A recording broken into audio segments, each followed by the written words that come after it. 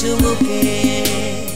সুপ্রিয় দর্শক, আজকে আমাদের মাঝে উপস্থিত রয়েছেন ভাস্কর, শিল্পী ও ঢাকা বিশ্ববিদ্যালয়ের চারুকলা অনুষদের অধ্যাপক কাউসার হাসান। শুভ সকাল, কেমন আছেন?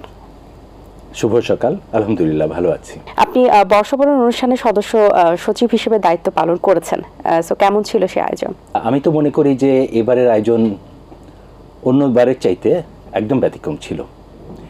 এই ৩৬ বছর পরে একটা নতুন ধরনের বর্ষবরণ আনন্দ শোভাযাত্রা আমরা উপহার দিতে পারলাম এই জাতিকে তথা বাংলাদেশ, পুরা বাংলাদেশিকে এবং পৃথিবীর যেখানেই বাঙালি আছে, বাংলাদেশি আছে, সবাইকে একটা চমৎকার বর্ষবরণ আনন্দ শোভাযাত্রা উপহার দিতে পেরেছি। আচ্ছা, যেই থিমটা নিয়ে শুরু করেছিলেন, এখন তো মানুষের রুচির পরিবর্তন হয়েছে, সবকিছু মিলিয়ে মানুষ একটু ইউনিক জিনিস দেখতে পছন্দ করে। সেই থিমটা কোথা থেকে এসেছিল এবং যে থিম নিয়ে আপনি কাজ করেছেন কতটুকু ফিল আপ হয়েছে, সবকিছু মিলিয়ে রিভিউ কেমন পেয়েছেন? দেখেন, এটা আসলে দর্শক বিচার করবে, তাই না? তো আমার মনে হয় যে আমাদের দায়িত্ব যেটা ছিল সেটা হচ্ছে যে আমাদের যে পরম্পরা, আমরা আসলে আমাদের যে লোকোমোটিভ সেগুলোকে যেমন উপস্থাপন করতে হয়েছে, অতীতে আমরা যেমন করেছি এবং সামনে আমরা এইভাবেই এগিয়ে যাব। তবে এটার মধ্যে কিন্তু রাজনীতির বাইরে তো আর আসলে আমরা কেউ না, সুতরাং আমরা এর মধ্যে কিন্তু রাজনীতিও থাকে, কারণ আমরা শিল্পীরা যারা, আপনারা জানেন যে শিল্পী সবসময় সচেতন, সমাজের শিল্পীরা সবসময় সচেতন থাকে, যার কারণে আমাদের এই বর্ষবরণ আনন্দ শোভাযাত্রা আমাদের 1989 থেকে আসলে শুরু হয়েছে। কিন্তু তার আগেও আমরা বলতে পারি যে চারুপিঠে, এস এম সুলতানের চারুপিঠে এটা শুরু হয়েছিল।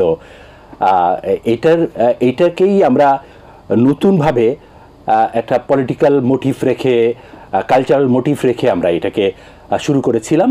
তখন আমি স্টুডেন্ট ছিলাম এবং ধীরে ধীরে এটা কিন্তু জনপ্রিয়তা পাওয়া শুরু করে এবং এটা ন্যাশনাল এবং ইন্টারন্যাশনাল পর্যায়ে এটার গুরুত্ব বেড়ে যায়। তো এবার জুলাই অভ্যুত্থানের পরে এসে আমরা আসলে এটাকে নতুন আঙ্গিকে উপস্থাপন করার চেষ্টা করেছি, যেটাতে আমরা উপস্থাপন করার চেষ্টা করেছি যে আমরা শুধু বাঙালি না, বাংলাদেশে যত রকম জাতিগোষ্ঠী আছে বিভিন্ন ধরনের, পাহাড়ি এবং সমতলের, আমরা সবাইকেই একাত্মতা মানে একীভূত করে আমরা কিন্তু এইবারের বর্ষবরণ আনন্দ শোভাযাত্রাটা উপস্থাপন করার চেষ্টা করেছি বাঙালি বাংলাদেশি সবার সামনে। আচ্ছা, এই শোভাযাত্রার মূল বিশেষত্ব কি ছিল? মূল বিশেষত্ব তো এটা আপনি জানেনই যে আমাদের যে লোকোমোটিভ সেইটাকে উপস্থাপন করা, আমাদের জাতীয় কিছু আছে, এছাড়াও গুরুত্বপূর্ণ যে বিষয়টা, এই 24-এর অভ্যুত্থানের পরে আমরা কিছু মোটিভ উপস্থাপন করেছি যেটা বাঙালি বাংলাদেশি সবাইকে নাড়া দিয়েছে। এটাই আমরা মনে করি যে এটা একটা বিশেষত্ব ছিল। আচ্ছা, আপনি 21শে ফেব্রুয়ারি অনুষ্ঠানের সদস্য সচিব হিসেবেও দায়িত্ব পালন করেছেন, কেমন ছিল সেই চ্যালেঞ্জটা? এই আয়োজনটা কিরকম হয়েছে? এবারে এইটা চ্যালেঞ্জের চাইতে 21শে ফেব্রুয়ারিটা আসলে গতানুগতিক। আচ্ছা, গতানুগতিক। তারপরেও ধরেন নতুনভাবে আমরা দায়িত্ব নিয়ে এটা এত সুন্দরভাবে উপস্থাপন করার চেষ্টা করেছি, যেমন অন্যান্য বারে একটা গোষ্ঠীর মধ্যে সীমাবদ্ধ থাকতো, কিন্তু আমরা সেটা করিনি। কিন্তু আমরা যেটা করেছি সবার মধ্যে এটা ছড়িয়ে দেওয়ার চেষ্টা করেছি, যেমন সবগুলো স্টুডেন্টকে আমরা ইনভলভ করেছি, আমরা অ্যালামনিকে ইনভলভ করেছি, এইভাবে যাতে কেউ বাদ না যায়, প্রত্যেকটা শিক্ষককে ইনভলভ করেছি, আমরা গ্রুপ ভাগ করেছি, টিম করেছি। এইভাবে আমরা এইটাকে মানে এক্সিকিউট করার ক্ষেত্রে আমরা দেখেছি সবার সহযোগিতা পেয়েছি এবং সাকসেসফুলি অন্যবারের চাইতে এবারে আমরা ভীষণ সাড়া পেয়েছি। আচ্ছা, আমাদের একটা দেখা যায় একটা আয়োজন হয়ে গেলে সেই আয়োজনটা বেশ ভালো লাগা কাজ করে এবং আমরা সেই ধরনের আয়োজনেই নতুন ভাবে চাই। কিন্তু আবার একটা জায়গা থেকেও আছে যে এক আয়োজন যখন হয়ে যায় তখন আমরা নতুন ভাবে উপস্থাপন করতে চাই, নতুন আঙ্গিকে উপস্থাপন করতে চাই, পুরনো জিনিসটাকে বাদ দিয়ে আবার নতুন আঙ্গিকে, কারণ আমরা প্রজন্ম যেহেতু এগিয়ে যাচ্ছি, সবকিছু আধুনিক হচ্ছে, সো একটু নতুনত্ব থাকাটা দরকার। সো আপনারা কোন থিম মাথায় রেখে আসলে প্রতি বছর এই ধরনের আয়োজনগুলো করে থাকেন? আমাদের প্রতি বছরই কিন্তু একটা প্রতিপাদ্য থাকে, যেমন এবারে ছিল নববর্ষ ঐক্যতান, ফ্যাসিবাদের অবসান। এরকম আমরা প্রতি বছর একটা করে স্লোগান থাকে, আমরা সেটার উপর ভিত্তি করে আসলে একটা ডিজাইন করি। তো সেই জিনিসটা তো থাকবেই যে আমরা গত বছর যেটা করেছি সেইটা যে আবার রিপিট করব তা কিন্তু না, আমাদের মোটিভ চেঞ্জ হতে থাকে। আমাদের এত কালচারাল, এত হেরিটেজ আছে, এত মোটিভ আছে, সেইগুলো আমরা স্টেপ বাই স্টেপ নিয়ে আসি, মানে যাতে সব কিছু বাঙালি, যাতে বাংলাদেশি, যাতে সবাই দেখতে পারে যে আমাদের ঐতিহ্যটা কী রকম, সেটাকে আমরা বড় মোটিভ আকারে তৈরি করে উপস্থাপন করি। আচ্ছা, আপনি ডিজাইনার হিসেবে টেলিভিশনেও কাজ করেছেন, সেটি সম্পর্কে একটু জানতে চাই।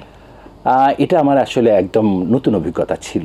আচ্ছা। কিন্তু পরে আমি কাজ করতে গিয়ে দেখলাম যে এইটার মধ্যে অনেক রকম কাজ করার সুযোগ আছে। মানে সেট ডিজাইনটা আসলে কেমন হবে, যেমন ধরেন আমাদের যে মানে র কালার যেগুলো আছে, আমরা বলি যে একক যে কালারগুলো, সেইগুলো কালার আবার পাশাপাশি আলোর কালারটা, এটা কিন্তু একটা বিপরীত দিক আছে। হ্যাঁ, আমরা যেমন ধরেন আমরা বলি যে লাল, নীল, হলুদ, তাই না, এটা হচ্ছে একক কালার। কিন্তু আমরা দেখেছি যে লাইটের ক্ষেত্রে আবার কিন্তু অন্যরকম।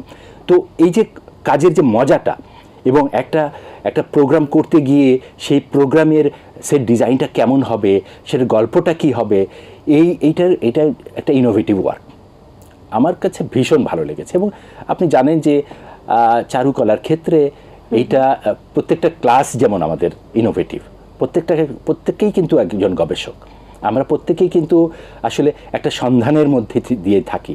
তো যার কারণে টেলিভিশনের কাজ আমি খুব এনজয় করেছি। আচ্ছা, এবার একটু সাম্পান সম্পর্কে জানতে চাই।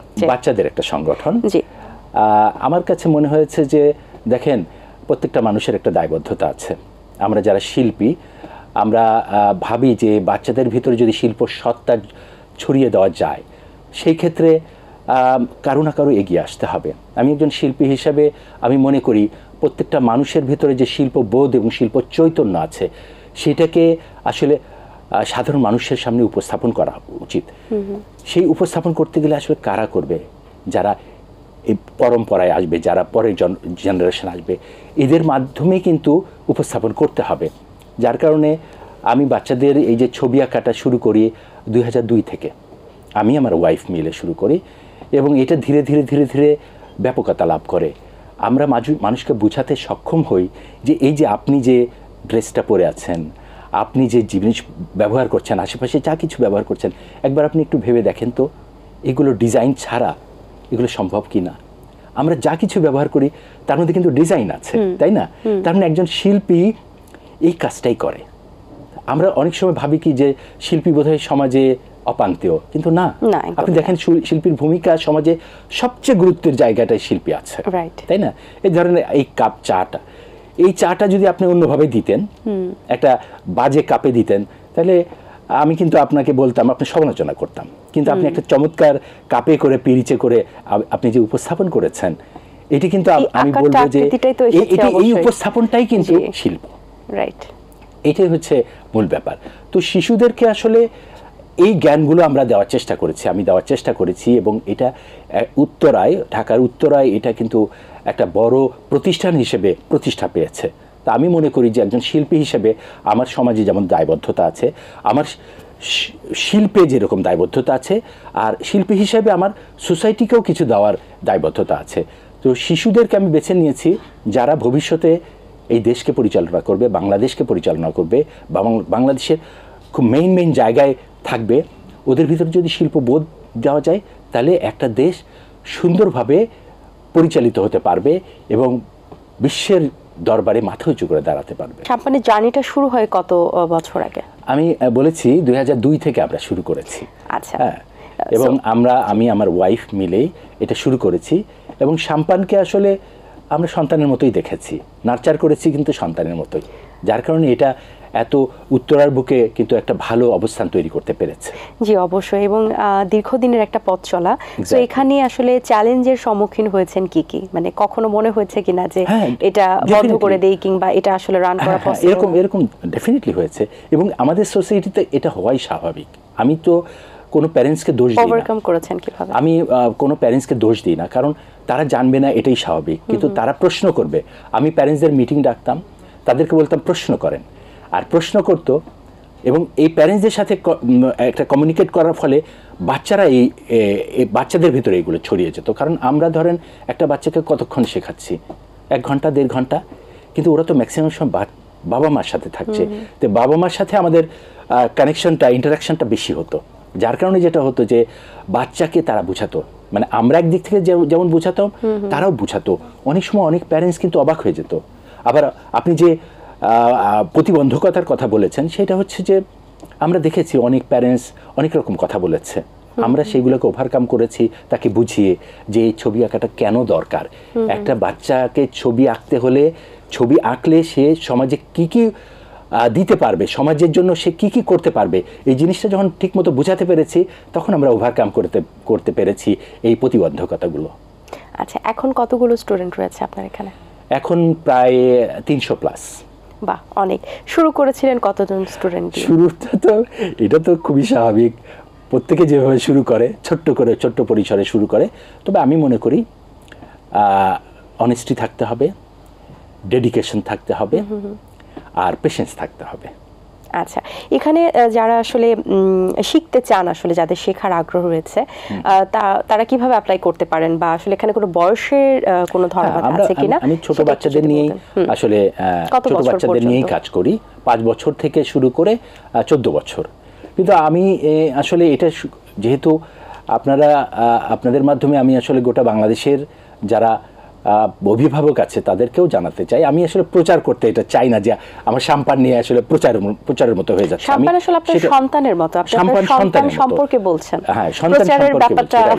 তো সুতরাং আমি মনে করি যে এইটাতে আমরা আসলে প্যারেন্টসদের সাথে কনভারসেশন করি, প্যারেন্টসরা এটাকে নিজে বুঝতে পারে, বোঝার পরে তারপরে বাচ্চাদেরকে তারা এটাকে তাদেরকে কনভিন্স করে অথবা বাচ্চার সাথে সহযোগিতা করে।